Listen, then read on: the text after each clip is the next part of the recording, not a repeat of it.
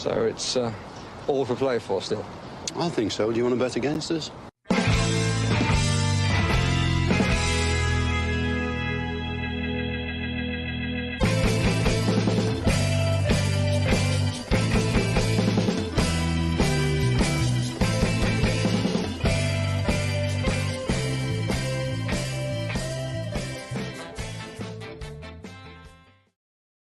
Hi villains, and welcome to For the Love of Paul McGrath podcast. Back again today with just something I caught in I suppose online in a couple of publications. One was Sports Witness.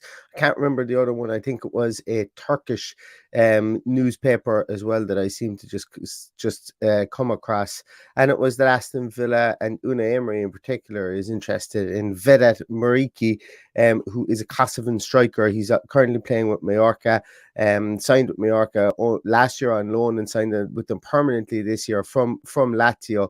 He's 6'4" and he's a big different type of striker. Before I go any further with this, the likelihood of us signing Vedat Muriqi is probably low, but I just thought he was an interesting character. He was an interesting striker. He's had an interesting career, albeit the majority of it has been in Turkey. He's 28 years of age and he's hit La Liga and he started to score for fun there at the moment. And he's a different type of striker than what we have already. Is he going to sign for Aston Villa? Probably not. He may not do, but it as I say, he has been linked tentatively with Aston Villa recently. The Birmingham Mail had picked up on a couple of things as well, and had printed it on their online editions with regards to Vedat Muriqi. So that's why I'm going to take a little look into him, and also the fact that it seems that Unai Emery is looking for a big striker, a taller striker. I'm not going to say a less mobile striker, because this guy isn't immobile at all in any way, shape, or form. And just like when we spoke about Marcus Thuram, he's a bigger guy, someone who can win the ball in the air. And I think we'll all agree that while our strikers offer lots of effort on the ground, they aren't really good in the air. And for a team that crosses the ball, or has crossed the ball traditionally as much as we have over the last 2 to 3 years, I think it'd be nice to have a small bit of heft in there. So that's why I think this guy is a small bit interesting. So for all of you who are going to comment underneath there saying this is never going to happen, that it's paper talk, whatever, I fully understand that. I'm interested in talking about the player, and I know a lot of other people here that watch the podcast and watch the channel are interested in getting to know about these players as well and seeing what they potentially could offer to Aston Villa too. So with that little disclaimer out of the way, let's take a little look at Vedat Muriqi. As I say, he's Kosovan international. He's played for Kosovo 44 times, scored 23 goals. Obviously, Kosovo were only on the officially ratified, I think, as a nation within FIFA since 2014. I think it could be. 44 games, 23 goals is a nice return for Kosovo so far. He did play under 21 for Albania at that time. He had to play under 21 for Albania in 2013 due to the ratification of Kosovo as an actual country within FIFA. So started off his career at I can't even pronounce pronounce the name of the team, Lira Prison, and then moved on to Tetuta Durrës, both of them in the Albanian league. And from there in 2014, he got his move to Turkey. His first move to Turkey was to a team called Giresunspor, where he scored 21 goals in 57 games. Moved on to Spuriously in 2016, scoring 5 and 46. So that move wasn't as fruitful for him when he moved there. But then he did move on to Rizespor, scoring 25 goals in 50 games. That move then got him a move to that form, should I say, over that year got him a move to Fenerbahce, where he scored 15 and 32. And then on the back of that, he moved to Serie A, and he moved to Serie A in 2020 to Lazio. He started 38 games, he scored 1 goal. And there was a lot of reasons for the difficulties in him actually hitting the ground running with regards to Serie A. There was, number one, it was during COVID. A lot of the games were truncated. A lot of his ability to train was truncated and so on. But it was considered a failure for him in Serie A. And from there in 2022, at the start of at the middle of last season, He moved to Mallorca, where he scored 5 goals and 16 for Mallorca. And this season, he has come back and he has hit the heights, scoring 8 league goals in 12 games. And overall, he's an overall record of 13 and 20 in 29 for Mallorca since he joined them in all competitions last season. So that's not a bad return for this guy. He seems to, obviously, he hit the heights in Turkey with Rizespor, and then Fenerbahce, playing in the Superliga, playing in the Champions League at that period of time. First Kosovan, I think, ever to play in the Champions League as well, against Dortmund when he talked out for Fenerbahce. But he's moved to Serie A, didn't work out. And look, all players will have one move that doesn't work out, and the majority of players will have one move that doesn't work out. But then his move to Mallorca certainly has worked out for him. And as I say, he's 8 goals already in 12 La Liga appearances this season. That is not to be sniffed at. I think he's only second to Lewandowski in the scoring charts in La Liga this season. So he's an interesting character. As I say, will Aston Villa sign him? I think not. I think it's probably, I would give it maybe a 20% chance that he signs for Aston Villa, but he's an interesting character. We're going to take a little look at him as well. One of the things that you look at when you look at Vedat Muriqi, and I watched a couple of his games. Thank everything that is to be thanked for the scouting software that I have, because it's actually really it gives me great insight, I suppose, and gives me great ability to be able to watch these games and watch truncated clips of these proper clips. Over a course of maybe 5, 6, 7, 8 years, and I'm very thankful to have access to it. And specifically when you're looking at somebody like a Vedat Muriqi, whereby you want to see little things that he does, because obviously in these scouting videos, I can't show videos, number one, and second of all, I don't want to be sitting here for an audio point of view, because a lot of people listen to this in the audio podcast. I don't want to be sitting here and talking about a lot of still shots that I've taken over the 7 or 8 games that I might watch of these players. And that's going to be the same for this guy, Vedat Muriqi. But I have taken some nice little snippets to showcase things that I've seen him do regularly and things that I feel are part of his arsenal and not just flashes in the pan. So we will speak about those in a moment. But as always, for anybody on the audio podcast, if you want to check this out on YouTube, I will talk through this as much as I can, as I am just about to show up my slide deck here for Vedat Muriqi for Mallorca. And I've only quoted Sports Witness there, and specifically the only reason I've done that is because I've forgotten the other publications that have linked Vedat Muriqi to Aston Villa here. So let's take a little look at him here. He's this is the radial graph that we like to use, and the radial graph here showcases, I suppose, some of the areas that I think are beneficial for strikers within the parameters that we have now, and also I suppose these are just some of the areas that I like to see from our strikers. And what we can firstly see from Vedat Muriqi is that all around he seems to be a pretty decent player. Yes, we've got some anomalies there. Danny Ings does have some anomalies with regards to his goals per shots taken, and that usually does tend to skew things when we look at this radial graph, because he has a very good goals to shots taken ratio, considering that he hardly ever gets the ball for Aston Villa. But that's a conversation for another day. But what I'm going to do is I'm going to steer your attention away from the radial graph at the moment, because one of the things that I haven't included in this radial graph is more so kind of aerial ability, and it's something that I'm actually going to include in future, and I'm going to take out one of them. I just haven't decided one of those metrics I'm going to take out yet. But Vedat Muriqi will be brought in specifically for his aerial ability. He will be brought in. He's got a really good shots total as well, so he takes a lot of shots in games. Shots on targets total, as we can see there, is 35.7%. It's not really great. It puts him in the bottom third of strikers amongst the top 5 leagues in Europe, but his aerial duels won at 53.6%. I'm not saying that's all he can do, and we will see that in a moment. He is quite adept with his feet. He's very good at scoring goals with both feet. He's a good penalty taker as well. But what we want, or what I'm interested in this guy, and what I think that Unai Emery might want, because when you look at some of the players that he's had previously, where he's had like the Gerard Romero's, they've been good in the air, and we don't really have a striker that's really good in the air. Yes, Ollie Watkins can hold the ball up from time to time, and we can get the ball into feet with Danny Ings from time to time as well. but we don't have one of those guys who can occupy the defenders. And it was interesting to see Marcus Thuram recently as well being linked, because he's somebody who offers a bit of heft to him. He's a bigger body type of striker. He's got a very, very rounded skill set. And Vedat Muriqi, for a price less than Thuram, Thuram has been quoted at some serious prices, and also Thuram has been linked with Bayern Munich, with Dortmund, with Inter, with Arsenal, with a lot of teams that Aston Villa would have to fight with. Vedat Muriqi doesn't seem to be linked with teams in that ilk, although back in 2020, when he was with Fenerbahce before he moved to Lazio, Spurs were really, really interested in him, and they made a big play to sign him, and he decided then to go to Serie A. And to Lazio at that time. I don't know any more into that or why that would be the case, but that is something that I've read up on Vedat Muriqi as to why that would happen. So when we look at there, his scoring frequency every 209 minutes, that's aggregated out over the last 2 seasons, which makes it last 135 days.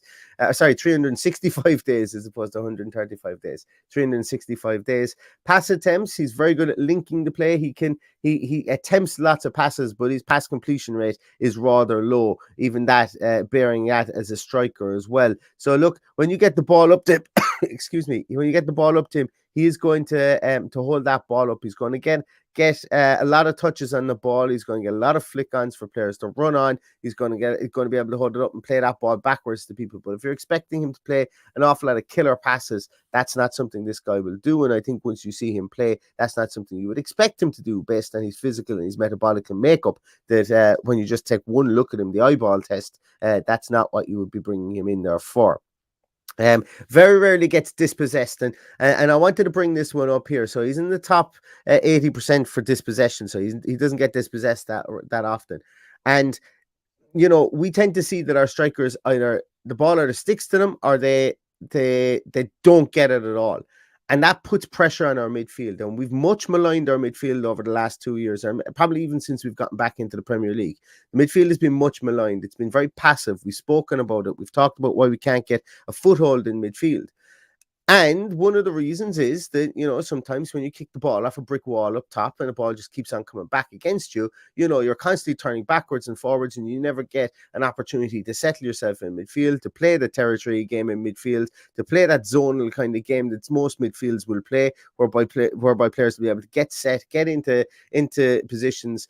That doesn't happen when your strikers are continuously losing the ball, and when you have to continuously play the ball wide and maybe go to more of a counter-attacking formation.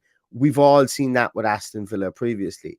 Having a bigger bodied striker like Muriqi would allow us to mix up the play.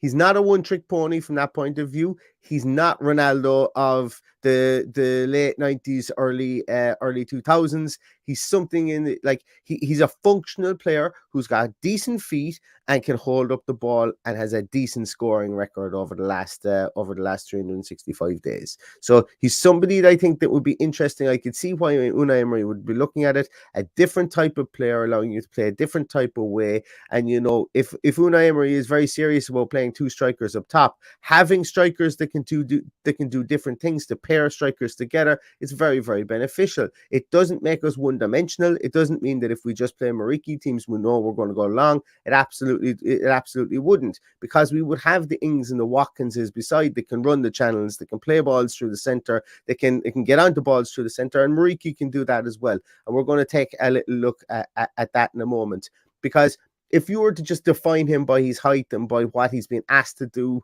throughout the course of his career, which is utilize his height as a 6'4" target man, you'd kind of sell him slightly short. Like, he's not a world beater. And we're going to be honest here with this. He's not a world beater, but he's a guy who works well in fits and starts. He's a guy who works well in certain situations, and has worked well with certain teams. And when you get him into a team where he starts scoring goals, he starts scoring goals. So is it a bit of a risk?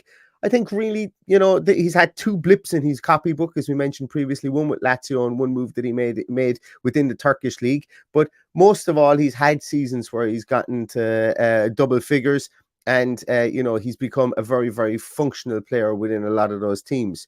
So one of the things that you'll see from him is that You know, he's very, very good at leading the line. That goes without saying. You know, you can leave him up top on his own. He will occupy one, if not two defenders.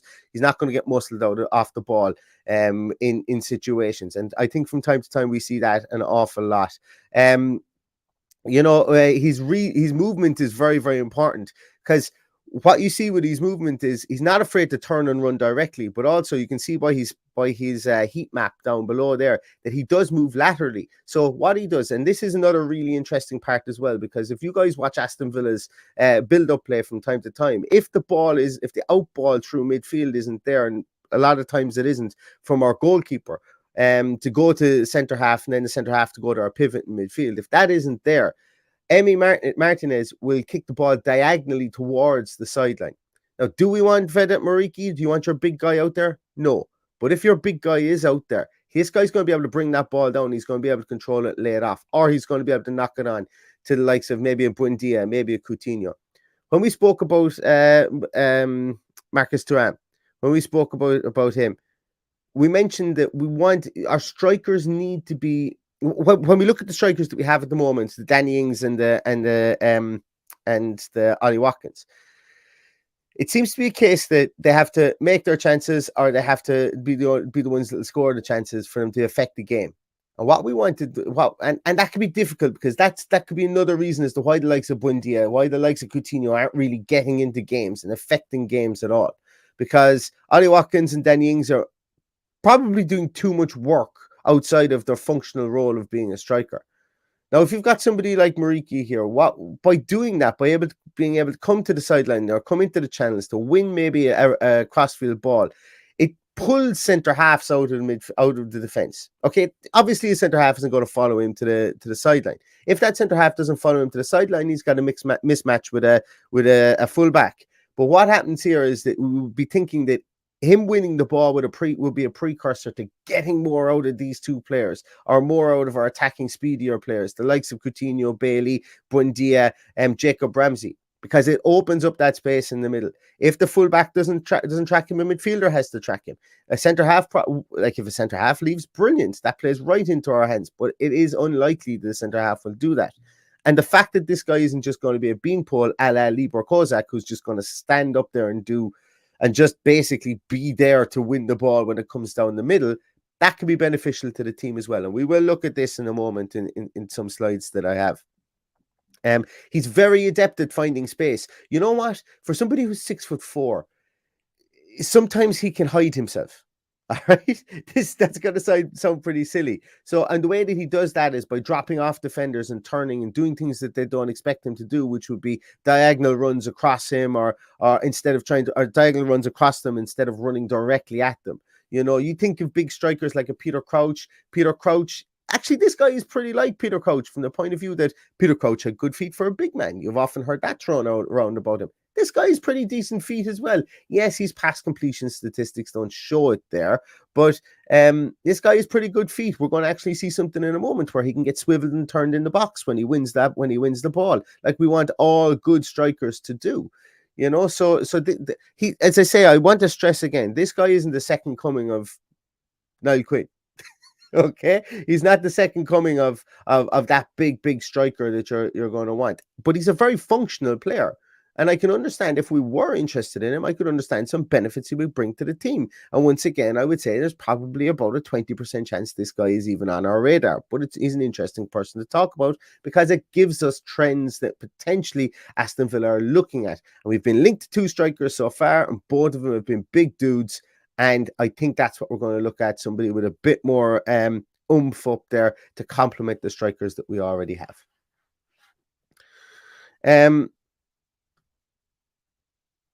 Yeah, look, I'm going to move on here to some more slides. I had a couple of more notes on him there, but I think I've covered the majority of everything that I wanted to speak on there. So what I want to show here is this is where he's playing for Kosovo against Northern Ireland. And I wanted to pick Northern Ireland because Northern Ireland are going to be a team that's going to play more like an English-based team. You know, all the players from Northern Ireland are going to be playing in the English league system, potentially the Scottish league system, a handful of them playing in the Northern Irish League.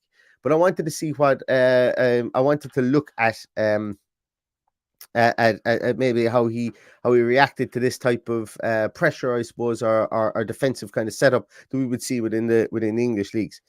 And what we can see here is that he gets involved in a little bit of grapple with the centre half here. I'm not sure who that centre half is. I think it might be Johnny Evans. I can't remember. But the winger has the ball out here on the sideline. You can see there where the arrow is going. The arrow is going towards Vedat Muriqi here. But what happens is he gets involved in a little bit of a kind of a hand-holding contest here with the defender, and he resists the urge to push the defender to the ground. But what he does is he's able to play through the centre, and he's able to shrug off the centre half here without committing a foul. Look, big guys like this, 6'4", it can be difficult sometimes, and they don't get the rub of the green. But what he does here is he actually disengages backwards and then propels himself forwards and shrugs off the defender here. And what happens is the ball gets played through, and you can see the defender here is kind of left in no man's land after being shrugged off. The ball makes its way to him here on the edge of the area, and he just lets fly with his right foot, and he's there. That's the 18-yard box. He's probably another 6 yards out from the goal there. So if we're saying he's 25 yards out, he plants this one in the bottom right-hand corner. The goalkeeper's left here, and it's an absolutely fantastic finish. Takes an early snapshot after breaking free, and it was a controlled finish into the bottom corner. I thought it was just a really, really nice goal, and it showed that, you know, you can look at this guy, you can look at his statistics and see him powering headers into the back of the net. You can see him blasting penalties into the back of the net. But this is a nice, deft little finish for him. And he finds the bottom corner, and he finds it deliberately. It wasn't a swing and hope. He finds it deliberately into the bottom corner. And I just like the look of this. As I say, he's got a really good scoring record for Kosovo in the Nations League and in qualifiers as well. So this wasn't exactly unexpected to see him score a goal like this. When we move on to the next part, so we can see it here. So it goes into the bottom right-hand corner there. This is just, he keeps it nice and low and arrows it into the bottom corner of the goal. That's just the next still shot of this goal. Moving on here, this is a really interesting one, because this is what most people will expect of a big guy here. So what we have here is Mallorca have a throw-in. He occupies the centre half close to goal, like any good number 9. So he's there on the centre half, closest man to the goalkeeper from a Mallorca point of view. This ball comes into him. It's obviously a throw-in here, as I say. This is Mallorca versus Almeria. So the ball comes into him here. It's in the dying moments of the first half. Ball comes into him, and he's able to control the ball here. So the ball, I can't remember how it finds its way to him here, but I don't think it was directly from the throw. I think the ball finds its way to him in this instance here. If I was to bet, this guy who's shaping up here just towards the edge of the area, I think has slid the ball into him. He picks the ball up with his back to goal. Defender in front of him, another defender to his right-hand side. But what he does really well here, and what he does and what you want to see in number 9 do, takes that ball in, he shields it brilliantly from the centre half. He's comfortable with the defender covering him to the front and covering him to the back. And what he does is, because he's left-footed, he's able to make a very little deft shift of the ball to his right-hand side. And he utilizes the defender behind him and brings him with him to actually take the other defender who's further back in the goals away from him. And you can see here when the ball comes to him, he's looking around to see where players are. He knows exactly what he's doing. He's moving his weight, he's moving his center of gravity, he's bringing players with him, and he's utilizing those defenders in a tiny spot, tiny space here to be able to get that ball around into an opportunity for him to have a shot on goal. And what we see here is that he gets that ball all the way here, uses one defender to shield the other, and from here he has a snapshot with his left foot, and it goes in at the near post, right into the top corner. Absolutely brilliant goal, and one that I can't remember an Aston Villa striker scoring in a long time. A type of goal like that where somebody was able to get the ball in, be comfortable moving their body around, shifting it to the side. Yes, might the defending be a small bit better? I think it would, but it's going to take a hell of a lot for anybody to get around Muriqi here. The goalkeeping, there was nothing he could have done about the goal here, the goalkeeper. He just arrows it into the top corner, takes a swing at it, and I thought it was a really, really good illustration of what this guy can do in tight spaces, because he is known for being able to work his feet, move around in those tight spaces, and as I say, he can hide himself in space as well for such a big man, which is quite interesting. Last one we have here, we see him. He's back in it. He was back helping out his defense. That's him there. He's not nowhere near the nearest man to the goals. Breaking from a defensive position, he keeps up with the play. He's not an Olympic sprinter by any matter of means. He's a big, tall man. He's got a long, languid stride. He's not slow, but he's obviously not like a road runner that's going to be out there. But he keeps up with play here, and we can see it. Keeps up with play and continues his run. It's a very direct run. He knows exactly what's going to happen. But I think what's more important is that the team around him know what's going to happen. So the team around him here are shifting that ball wide because they can see he's on the trudge down the middle of the field. And what we can see here is they get bodies in the box quickly. We've got 3 players in the box there. He's occupying the centre half. He's just pulled off the centre half backwards a small little bit here. Ball gets into the box. He gets on the end of the header and he powers it across the goalkeeper, where the goalkeeper is coming from, to the goalkeeper's right, and it hits in midway in the goals. Absolutely brilliant breakaway goal. So when I speak about this guy, and when I was talking about him earlier, that can he play the counter attack? Will we look like a one-dimensional team that's just going to go along? This guy can get back and forwards. He can get up and down the field. He's not a laboured runner by any matter of means. And he jumps like a salmon here and powers this one into the back of the net, which I thought was really, really interesting to see. This is another one here. So this is, I think this might even be an assist that he made. So what happens here is that he's occupying the defender and he comes forward off the defender against the run, towards where the ball is being played from. Gets 3 yards of separation from the defender to show for the ball on the edge of the box. This instance, this was a dummy run. So what it does here is you can see that we've kind of left the defender here in no man's land. These 2 guys here on the edge of the D are expecting the ball to come into him. You can see where they're looking. They're looking for that pass. He's occupied at least 2 players in this instance here. And Mallorca have gotten players around the ball. This is against Atletico Madrid as well. So this is a top-tier opposition. What we can see here is that dummy run, basically the ball gets played across the box and gets played into this position here where the player is has that ball in this instance here being closed down. What happens here is Vedat Muriqi, you can see the separation that he has 3 yards off that defender that's trailing him at the moment. He was 3 yards off him to start. He turns, he blows past him, gets into this position quickly. There is only, let's see how many, there's only 4 seconds between this. So when this ball is played in here, it's played in a bit more centrally. Then the cutting pass is played in here towards the accompanying striker. But what happens here is Muriqi just continues his run, gets past that defender, leaves him for dead over that short space. This man squares the ball across, and Muriqi tucks it into the back of the net. So those little runs that he makes in and around the area, he occupies defenders. He's not afraid to get turned. He doesn't run into people. He's not a clumsy runner. I thought that was really, really interesting. So that is Vedat Muriqi. As I say, is he going to sign for Aston Villa? Once again, as I said at the start, I'd be surprised, given the fact he's only just moved to Mallorca. Recently, he's got a very good scoring record. He was an interesting character, and I think the reason that I do an awful lot of these is to try and find reasons as to why we're being linked with these players. And are these actually the types of players that the Brain Trust are maybe looking at to come in and complement the players that we have? So far, we've been linked to 2 players who've been well over 6 foot, who are mobile and can score goals, both headers, left foot, right foot.